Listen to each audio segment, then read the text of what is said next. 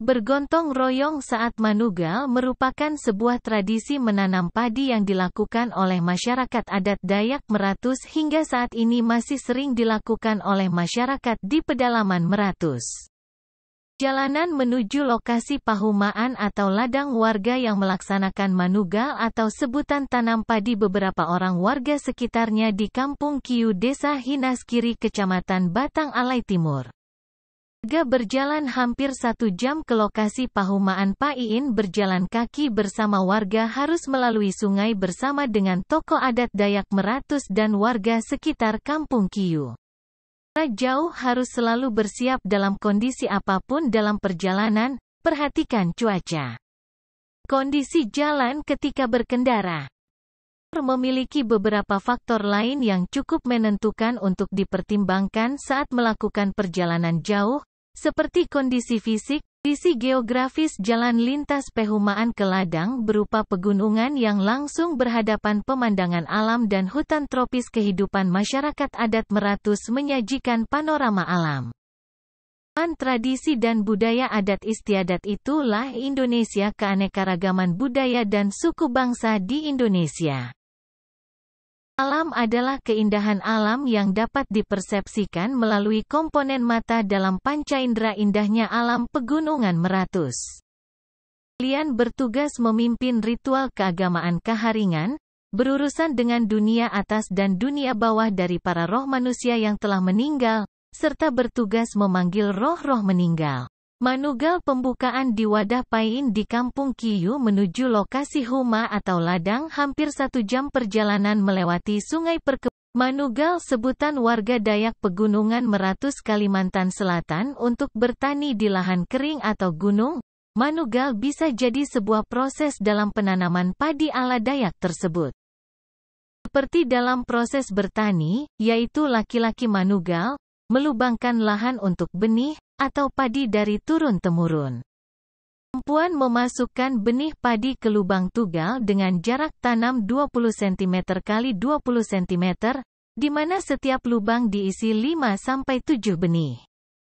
Lubang tugal tidak ditutup, dibiarkan terbuka, tapi lama-kelamaan lubang itu dengan sendirinya akan tertutup oleh tanah akibat aliran air hujan pada permukaan tanah.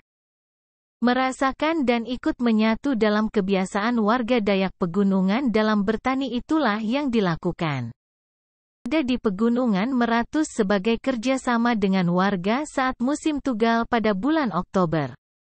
Belum menanam, katanya dilakukan ritual, yaitu membakar dupa yang dibawa mengelilingi lahan. Yang akan ditanami sebanyak 3 kali sambil membaca mantra yang isinya adalah doa dan permohonan kepada YMK agar hasil padi melimpah dan dapat dinikmati oleh seluruh anggota keluarga. Varietas padi di komunitas petani Dayak Meratus sangat tinggi. Tercatat minimal 28 varietas padi, baik padi biasa maupun padi lakatan. Orang Dayak telah melestarikan berbagai varietas padi secara turun-temurun, karena itu lingkungan alam Dayak telah menjadi untuk berbagai varietas padi yang sangat penting dilestarikan karena perlukan dalam rangka pemuliaan padi yang lebih unggul yang diperlukan manusia.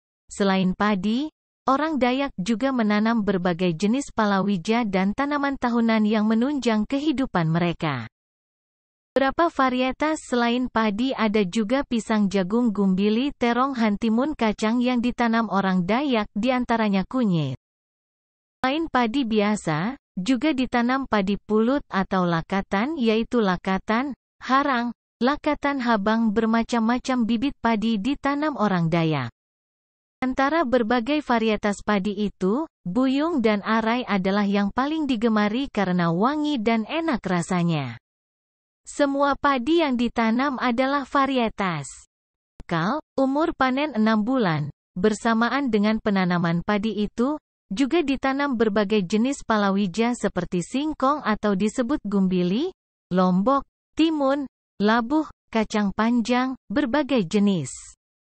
Palawija seperti singkong atau disebut gumbili, lombok, timun, labuh, kacang panjang, berbagai jenis pisang, keladi, yang kesemuanya itu menjadi makanan tambahan. Sedangkan tanaman tahunan seperti karet, kemiri dan kayu manis ditanam pada areal yang terpisah dengan penanaman padi dan palawija. Di tengah hamparan padi itu mereka juga menanam kembang habang dan kembang kuning, Celosiasep, famili Amarantaceae, yang nantinya menjadi syarat untuk berbagai acara adat seperti besambu. Hanyari Aruh Ganal, Aruh Bawanang, semuanya perlu kembang itu, cerita tokoh adat Balian Dayak meratus kepercayaan Kaharingan adat Dayak.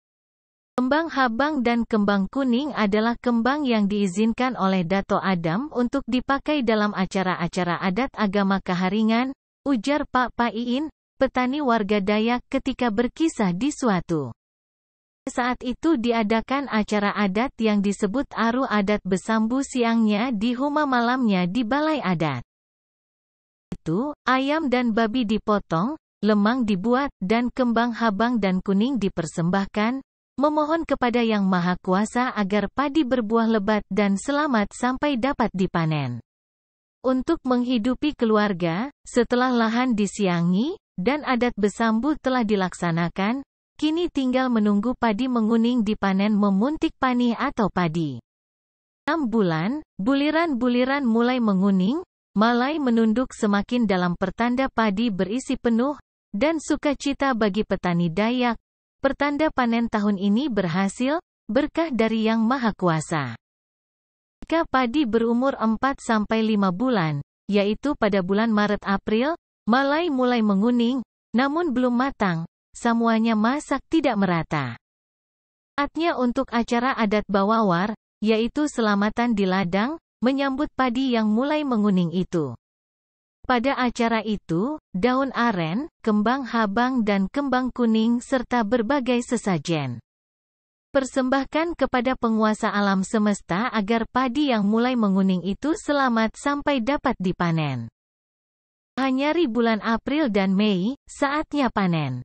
Sebelum panen, dilakukan acara adat yaitu Mahanyari yang secara harfiah Mahanyari, hanyar sama dengan baru, artinya memulai panen padi pada tahun itu.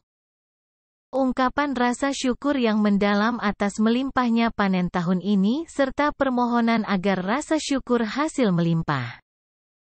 Selamatan Mahanyari dilakukan secara berkelompok atau secara individu setiap keluarga. Mahanyari yang dilakukan secara berkelompok dan dilakukan di balai adat disebut aruh. Mahanyari disediakan berbagai sesajen yang akan dibawa ke pehumaan di Tihang Bekambang, tiang bambu.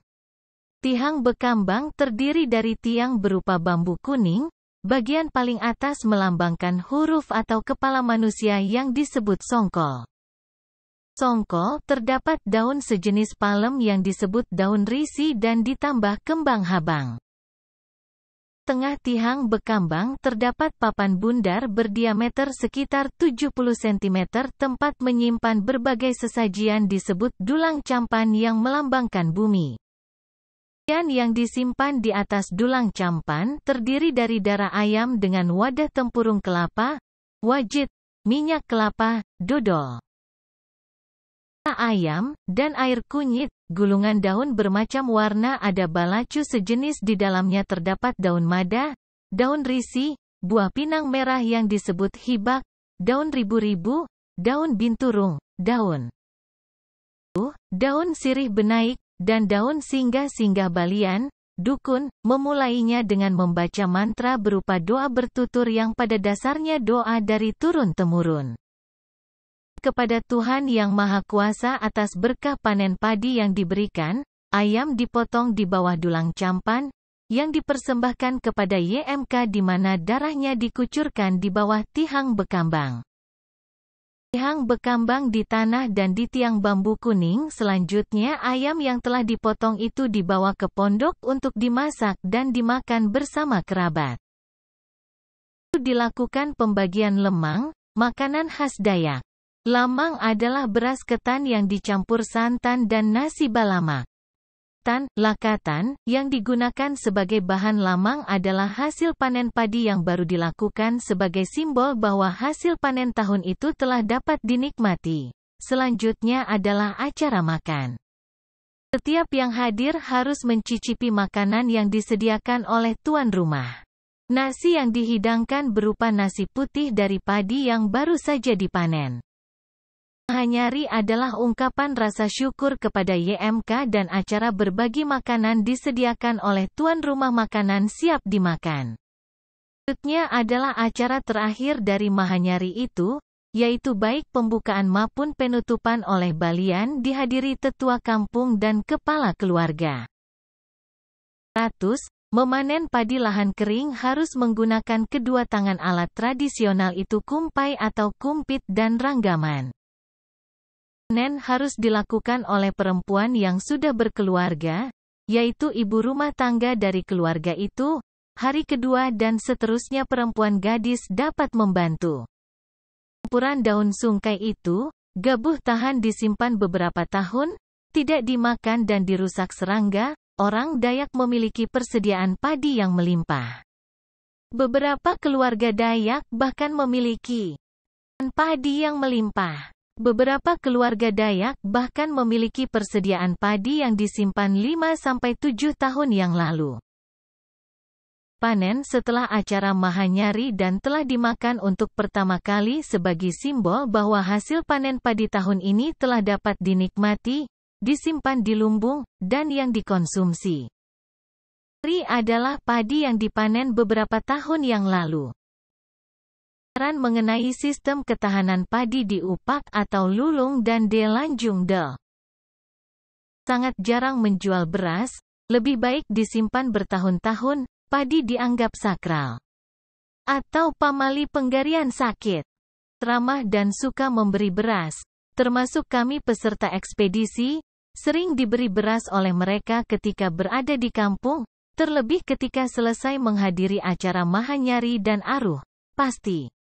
Kami dibekali beras dan lamang, yang diberikan oleh orang Dayak dengan tulus. Orang adat ramah di pedalaman Meratus Kampung Kiyu. Oleh-oleh dari kata Rudinor dari Kampung Kiyu menawarkan kepada peserta ekspedisi.